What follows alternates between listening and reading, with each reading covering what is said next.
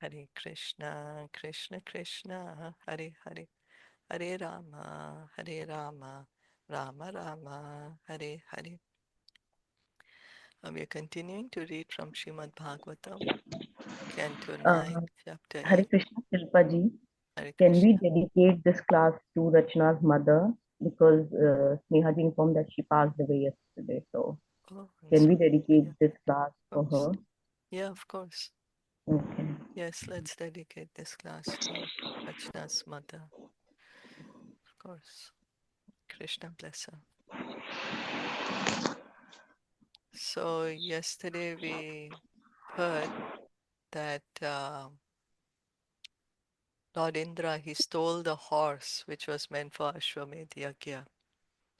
King Sagar was performing the Ashwamedh Yagya and Lord Indra stole the horse. Sagar's son, 60,000 of them went looking for the horse. They found it near Kapila Muni's ashram and they thought it was Kapila Muni who had stolen the horse. And because of this offense, they all got burned by the fire which was within their own bodies. So we continue reading that. Yo samanjasa iti ukta Yo asamanjasa iti ukta sa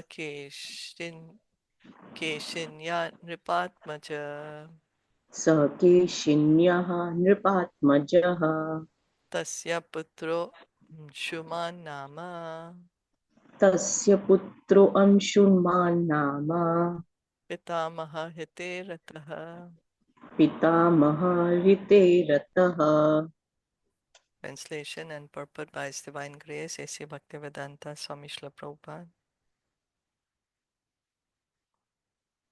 Among the sons of Sagar Maharaj was one named Asamanjasa, who was born from the king's second wife, Keshini. The son of Asamanjasa was known as Amshuman, and he was always engaged in working for the good of Sagar Maharaj, his grandfather. So Sagar Maharaj, two wives, one of them had 60,000 sons. They all got burned because of their offense to Lord Kapila Dev. And then the other son's wife gave birth. She had a son, and his son is Amshuman. So Sagar's grandson, Amshuman. He was always wanting to help Sagar Maharaj. Asamanjasa Atmanam Asamanjasah atmanam Darshayan Asamanjasam darshayan asamanjasam Jati Smara Purasangat jati maraha pura sangat Yogi Yogat Vichalita yogi yogad vichalitaha Acharan Grahitam Loke acharam grahitam loke Gyati Nam Karma Vipriyam gyati karma vipriyam Saray Sarayam Kridato Balan sarayam balan Prasyad Udvejayanjanam. prasyat udvayanjanam. Formerly in his previous birth, Asamanjasa had been a great mystic yogi, but by bad association he had fallen from his exalted position. Now in this life he was born in a royal family and was a Jati Smara, that is, he had the special advantage of being able to remember his past birth. Nonetheless, he wanted to display himself as a miscreant, and therefore he would do things that were abominable in the eyes of the public and unfavorable to his relatives. He would disturb the boys sporting in the river Sarayu by throwing them into the depths of the water. So this is Asamanjasa. Who was he in his past birth? He was a great mystic yogi. Yeah. And what is so special about him right now is what? That he could remember his past life. Yeah, he can And remember he his past life. Krishna says the yogi, the unsuccessful yogi, then they are born in great families. We can see here. That's what is happening. He was a yogi and now he is born to Sagar Maharaj. So anyway, he could remember his past life, but he wanted to show people that he is a miscreant, that he's, up to no good or something. And that's why he would do mischievous things. Evam vrita parityakta evam buddhah parityakta pitra sneham apoyavai pitra sneham apohave yogeshwaryena balam stan yogeshwaryena balastan darshayitva tato yayo. darshayitva tato yayo. Because Asamanjasa engaged in such abominable activities, his father gave up affection for him and had him exiled. Then Asamanjasa exhibited his mystic power by reviving the boys and showing them to the king and their parents. After this, Asamanjasa left Ayodhya. Asamanjasa was Jati Smara. Because of his mystic power, he did not forget his previous consciousness. Thus, he could give life to the dead. By exhibiting wonderful activities in relation to the dead children, he certainly attracted the attention of the king and the people in general. Then he left that place immediately. So reminds of Bharat Maharaj, right? Somehow he also tried to uh, pretend that he was dumb, and so that people would leave him alone. Jada Bharat, right? Jar Bharat, yeah, Jar Bharat.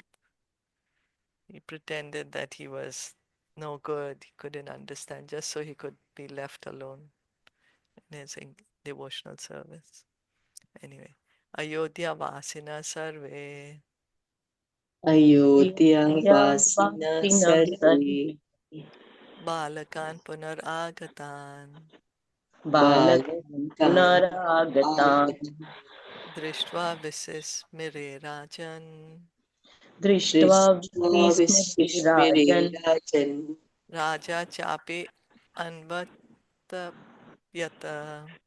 राजा चापि अन्वत्वयत् O King Parikshit, when all the inhabitants of Ayodhya saw that their boys had come back to life, they were astounded, and King Sagar greatly lamented the absence of his son.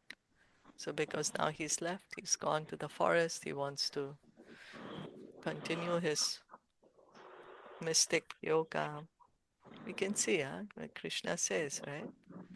That, uh, it's not lost. One is given the chance to perfect the process. One is not able to do it in this life, then you're given another life to perfect the process. Amshumams chodito ragya अंशुमां चोदितो राज्ञा durgan veshane yayo तुरङ्गम् Turagan अन्वेषणो ययो pitrivya khatanupatham पितृव्यखाता अनुपतम् Prityanupatam bhasmanti dadrishe hayam. भस्मान्ति Basmanti दृदृशे हयम् Dadrishehayam Thereafter, Amshuman, the grandson of Maharaj Sagar, was ordered by the king to search for the horse. Following the same path traversed by his uncles, Amshuman gradually reached the stack of ashes and found the horse nearby. Found, but weren't they brought back alive by Asamanjasa? Then Asamanjasa exhibited his mystic power by reviving the boys and showing them to the king. Oh, the boys, not the 60,000 sons, but these boys that he threw them in the Sarayu River. It's not Sagar Maharaj's that 60,000 sons, but he was doing mischievous things, drowning the boys. Then again he brought them back to life. And then that's how everyone was, you know, attracted that, oh, he is so powerful. And then he left. Okay. Hare Krishna. Hare Krishna. Yeah. So, Samjay, he had that thing, right? Like he could remember his past life. And then Yeah. why did he continue doing then abominable act in this life? I mean, as a Samjaya, and he was a mystic yogi, and Yeah. then and then in his next life he became he was doing wrong acts. Is it? He Uh, came in. He was born in a royal family, royal kingdom, right? yeah. Royal, and then he did abominable things. Like why? Like Yeah. I mean, that part I didn't understand. Like Well, when you can remember your past these things, so in fact you should be able to do, right? I mean, improve progress. yeah. So looks like that he wanted to leave the house and perform this austerities alone in the forest. So he does that so that his father is not so attached to him. And so it's Mm, easier for the father to let him go. let him go. Because if it was too much attachment, the father would not have let him go. So, Okay, his father gave up the affection for yeah. him. And then Okay. after that, he's showing them he has mystic powers. And then Mm, he's leaving he's going away to continue with his mystic yoga. Because sitting in the kingdom, he would not have been able to do that. mm, okay.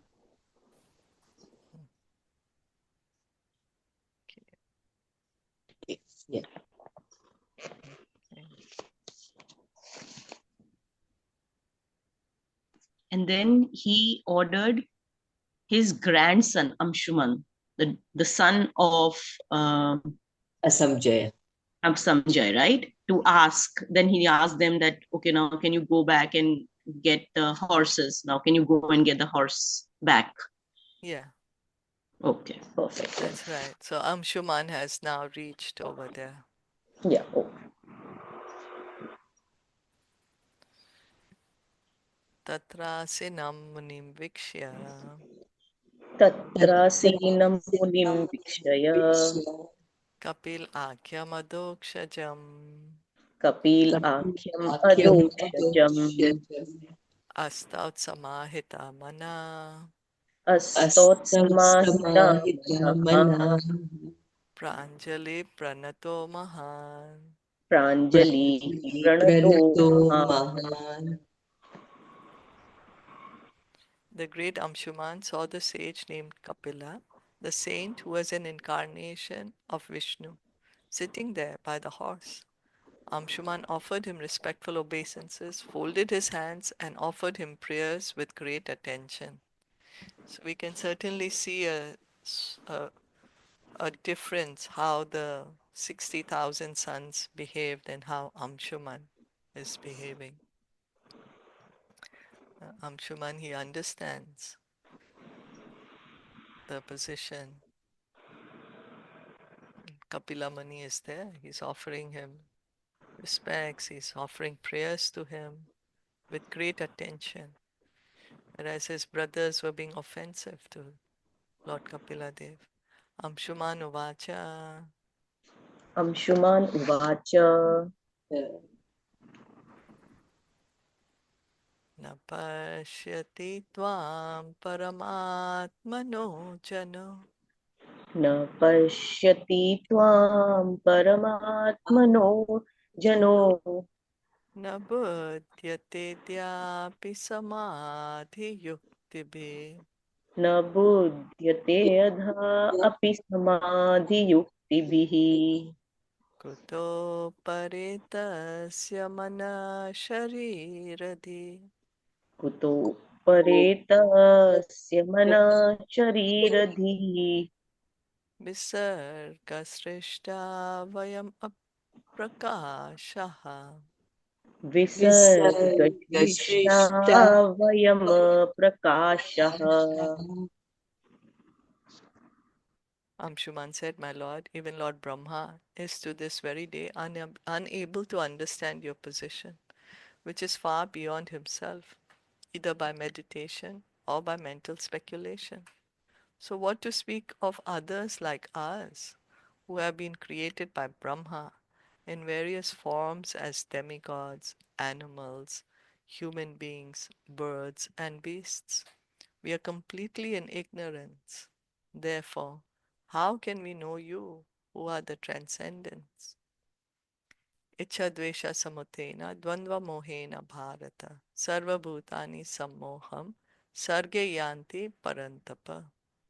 O sign of Bharat, Arjun, O conqueror of the foe, all living entities are born into delusion, overcome by the dualities of desire and hate.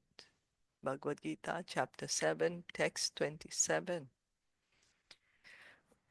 So here Lord Krishna is telling us in this verse of Bhagavad Gita that all the conditioned living entities, we, everyone in this material world, born into delusion. Why? Because of desire and hate, our lust and our envy. All living beings in the material world are influenced by the three modes of material nature. Even Lord Brahma is in the mode of goodness. Similarly, the demigods are generally in the mode of passion, and living entities lower than the demigods, such as human beings and animals, are in the mode of ignorance or in mixed goodness, passion, and ignorance. So, Lord Brahma is in condition by which mode? goodness, Goodness, yeah. And the demigods? mode of passion, Passion. And we, human beings? mode of ignorance, mixed Ignorance. Mix. goodness, Yeah. passion. Goodness, passion, and ignorance all mixed up.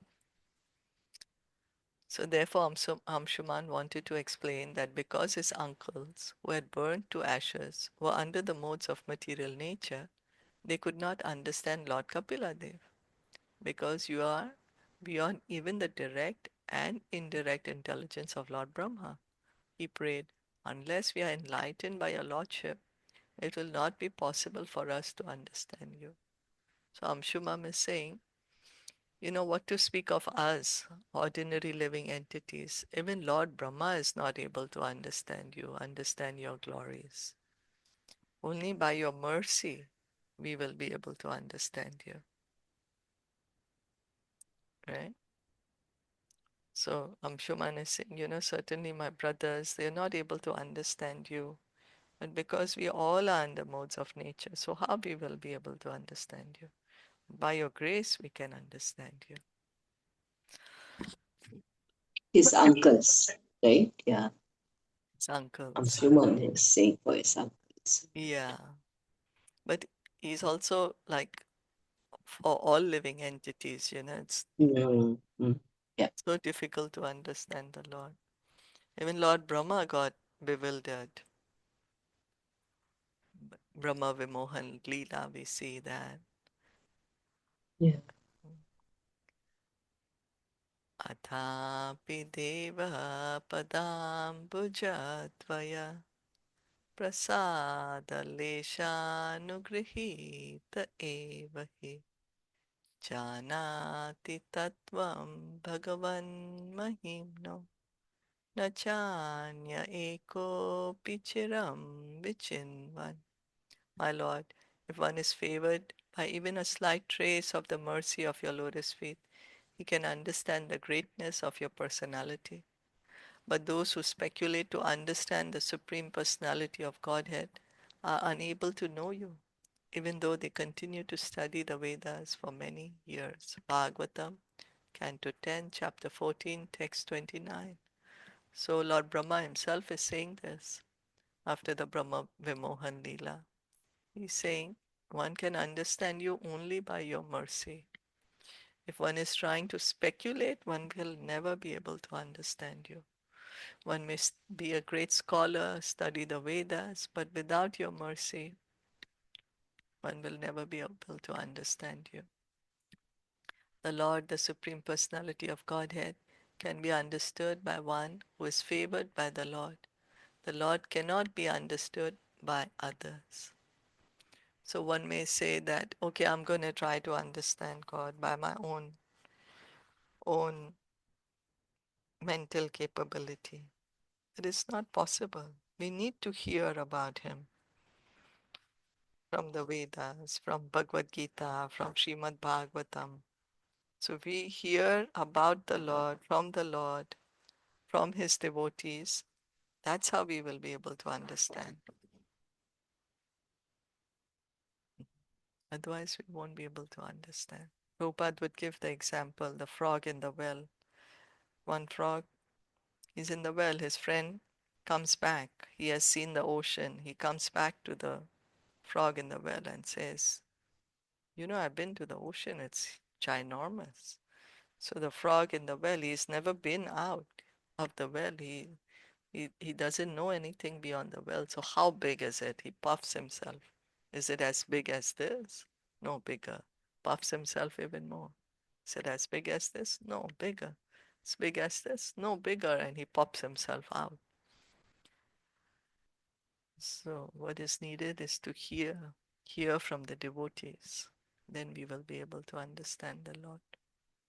Is that okay? Any comments, Yes, questions? yes. Wanted to add anything? So that Leela, Lord Brahma's the what do you call it? Brahmo Leela is the one that he took away, right? The cowherd Yeah, poison and yeah, cows. Oh, that's right. The Brahma Vimohan Leela. Brahma. Soon coming up. Next canto. Soon coming up. Okay. Shall we stop here for today? Yes. Okay. Srimad Bhagavatam ki jai, Srila Prabhupada ki jai, Gaur Bhakta Vrinda ki jai. Hare Krishna.